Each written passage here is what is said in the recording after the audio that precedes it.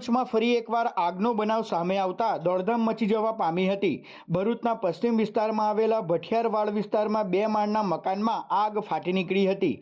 આગે જોતજોતામાં જ વિકરાળ સ્વરૂપ ધારણ કર્યું હતું। આગ લાગતા આજુબાજુના સ્થાનિકોમાં અફરાતફરીનો માહોલ સર્જાયો હતો।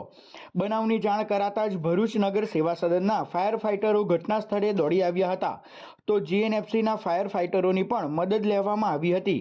લગભગ 2 કલાકની જહેમત બાદ 4 ફાયર ટેન્ડરો દ્વારા આગ પર કાબૂ મેળવાયો હતો।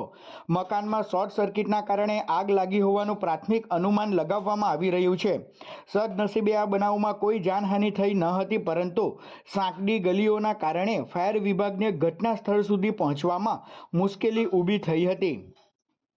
એક મકાનમાં અચાનક આગ લાગવાનો બનાવ બન્યો હતો, જેના પગલે નગરપાલિકા ફાયર બ્રિગેડ ભરૂચ કંટ્રોલ રૂમમાં જાણ કરાતા નગરપાલિકાની તાત્કાલિક 3 ગાડીઓ સહિત તમામ સ્ટાફ ઘટના સ્થળે આવી આગને કાબૂમાં કરેલ છે। સદનસીબે ઘટનામાં કોઈપણ પ્રકારની જાનહાનિ કે કોઈ નુકસાનના અહેવાલ નથી।